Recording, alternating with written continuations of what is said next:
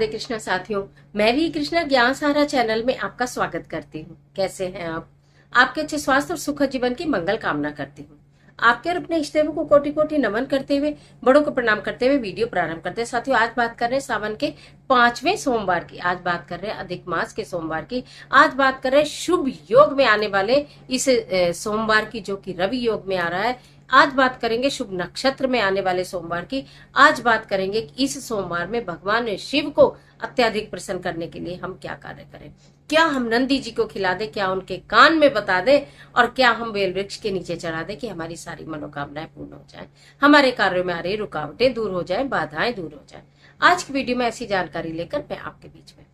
चलिए झटपट वीडियो प्रारंभ कर लेते हैं। लेकिन उससे पहले अभी तक चैनल को सब्सक्राइब नहीं किया है तो चैनल को सब्सक्राइब जरूर करिएगा और बेल आइकन का बटन भी प्रेस करिएगा, जिससे आने वाली वीडियोस का नोटिफिकेशन आपको मिले सबसे पहले। मैं आज बात कर रही हूँ सावन के सोमवार की, 5वें सोमवार की, अधिक मास के सोमवार की, रवि योग में पड़ने वाले सोमवार की। कहा जाता है कि सावन के सोमवार की तो अपनी ही मान्यता है।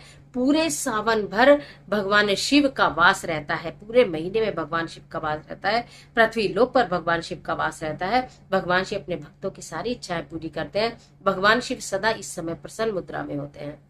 तो आप अगर सावन के सोमवार के व्रत कर रही हैं तो बहुत अच्छी बात है, या पूरे सावन के व्रत कर रही हैं तो बहुत अच्छी बात है। और अगर नहीं कर रही हैं तो जितनी आपकी सामर्थ्य है उतना आप अवश्य कर रही होंगी। प्रतिदिन मंदिर भी, या सोमवार की सोमवार मंदिर भी यथाशक्ति आप जा ही रहे होंगे। शिवलिंग के दर्शन कर रहे होंगे, भगवान शिव के दर्शन कर रहे होंगे, दिव्य वृक्षों के दर्शन कर रहे होंगे, सभी को प्रणाम कर रहे होंगे, यथासंभव जल भी चढ़ा रहे होंगे, यथासंभव दीपक भी जला रहे होंगे, बेल वृक्ष की पूजा भी आप कर रहे होंगे, शमी वृक्ष की पूजा भी आप कर रहे होंगे। लेकिन मैं आज बात कर रही हूँ सावन के 5वें सोमवार की, जो कि रवि योग में है और अश्विन नक्षत्र में है। तो ये दोनों शुभ योग जो है वो मनोकामना पूर्ण करने के लिए बहुत महत्व रखते हैं। वैसे तो इस सावन के सोमवार पर भद्रा भी लग रही है, लेकिन ये भद्रा स्वर्ग की है। जब भद्रा स्वर्ग की होती है तो मृत्यु लोक पर इसका कोई विशेष प्रभाव नहीं पड़ता है, कोई या कहूं प्रभाव पड़ता ही नहीं है। तो इसलिए बेफिक्र होकर इस सोमवार में आप करिए। अब सबसे पहले मैं बताती हूँ, अगर आपने व्रत रखा है तो आप सारे नियम जानती भी हैं, आपको क्या खाना है, क्या नहीं खाना है, क्या करना है, क्या नहीं करना है। लेकिन व्रत नहीं रखा तो भी आप इस कार्य को कर सकती हैं।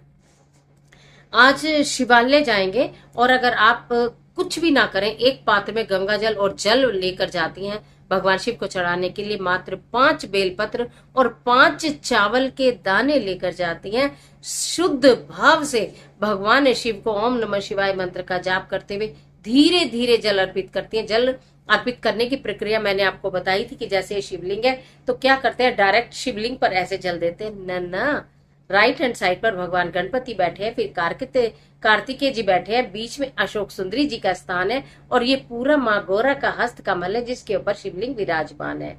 तो आपको क्या करना है, पहले गणेश जी पर थोड़ा सा जल देना है, फिर कार्तिकेय जी पर जल देना है, अशोक सुंदरी पर जल देना है, उसके बाद जल को घुमाकर पूरे हस्त कमल पर देना है।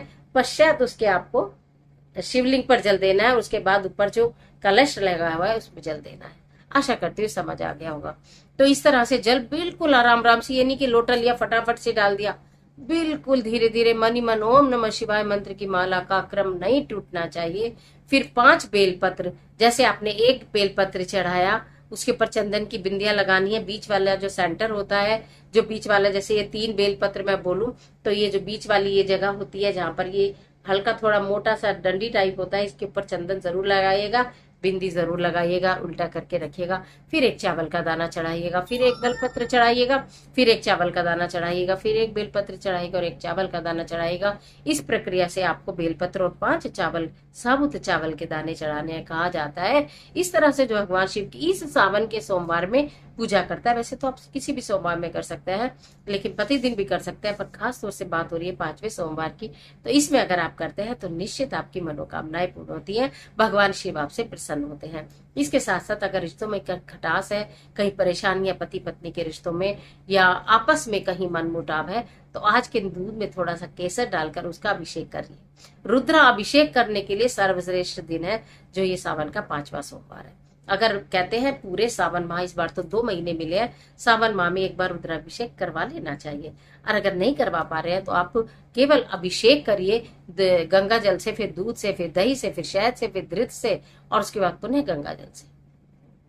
इस तरह से भी आप अभिषेक कर सकते हैं। अगर रुद्राभिषेक नहीं कर पा रहे हैं, नहीं करवा पा रहे हैं, तो इस तरह से कर सकते हैं। एक और मैं उपाय बता देती हूँ। आज के दिन तांबे का एक पात्र ले लेना, तांबे का लोटा, उसके अंदर थोड़ा सा लाल चंदन आप डाल लेना और उसको बेल वृक्ष की जड़, उससे आप चंदन डले हुए जल से जब आप बेल वृक्ष की जड़ को सींचते हैं तो आपके कार्यों में आ रही बाधाएं और रुकावटें दूर हो जाती हैं।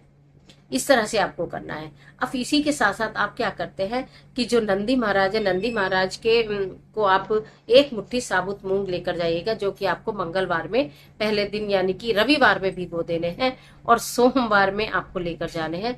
और जब आप पूजा अपनी पूर्ण कर लें तो नंदी महाराज के आगे वो साबुत मूंग रख देने हैं। उनके चरण को यानी कि जो उनका पैर एक आगे आपने देखा है मुड़ा हुआ होता है, एक पीछे की तरफ होता है, पीछे वाले पैर को स्पर्श करके अपने मस्तक से लगा लेना है और उनके सीधे कान में अपने हाथ को, जिससे कोई सुने ना, सबसे पहले शिव शिव शिव शिव बोलते हुए शिव शिव शिव शिव बोलने के बाद आप अपनी मनोकामना बोलकर जरूर आ जाए।